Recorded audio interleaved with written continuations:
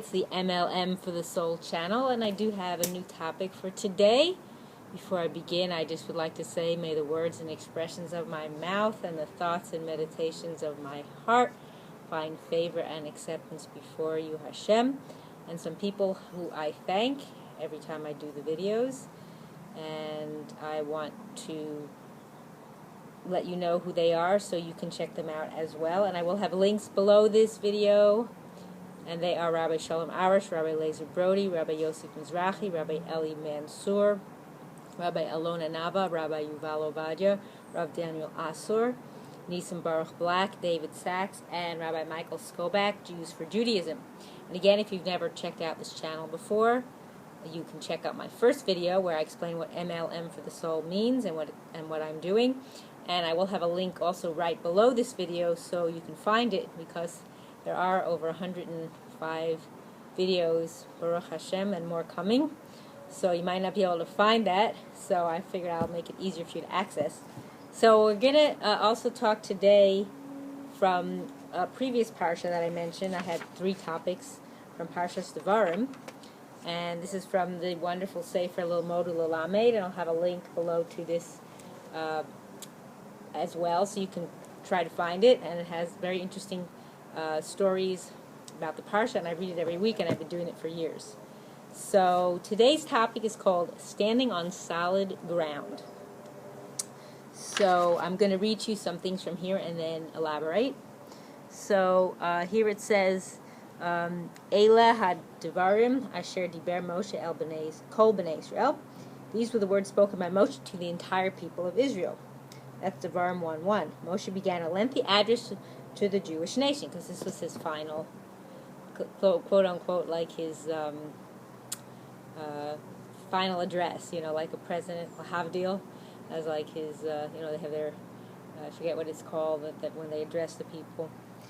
Anyway, apparently the lecture he presented was well delivered, for it had a dramatic impact on the populace. This seems quite a feat for someone who had once felt too tongue-tied to speak in Paro's court. Moshe had called himself kavad slow of speech. If so, how was he able to address the Jewish nation so successfully throughout their stay in the desert? Yeah, you never heard anything about that there, so how did that change? The answer lies in the different situations during which Moshe spoke. Moshe could indeed feel tongue-tied, but only in the court of Pharaoh, whose intrigue and duplicity were the rule.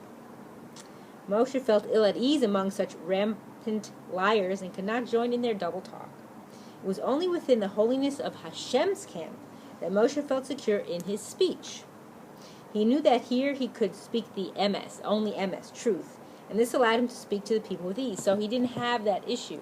When you're around people who are fakers, liars, it's like you're not comfortable, so you kind of stutter and you're just, but because he was in a place where there was only they could only speak the truth, so he felt very comfortable. It was like he was in his element, so to speak. The word emes is composed of 3 letters. And what are those letters? They're Aleph, Mem, and Taf. Each of these has 2 legs on which to rest, as if the word can stand securely on its own. And they probably mean the letters that you know from the Torah, and I don't know if I could show that to you.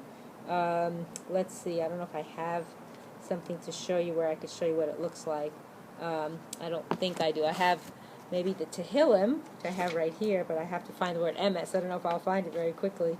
But anyway, I could just open up any page and I could find the letters just so you see the difference. So here's an Aleph. I don't know if you could see the Aleph. Over here is an Aleph. So you see it has 2 legs. And then the Mem is a Mem over here. You can see that. And then they said the Taf. See if I can find a Taf. Here's a Taf here. You can see that. Where's the Taf? Right there. So you can see it. They all each have 2 legs to stand on. Okay? The word sheker, falsehood, though, is composed of 3 letters, shin, kuf, and resh.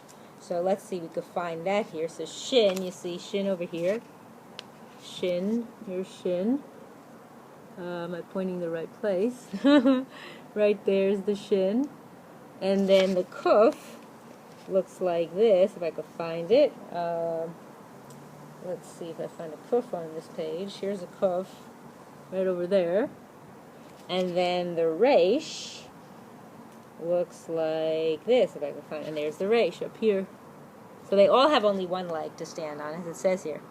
This implies that falsehood places one in a very unstable situation, whereas truth gives him a firm footing. This is from Shabbos 104a.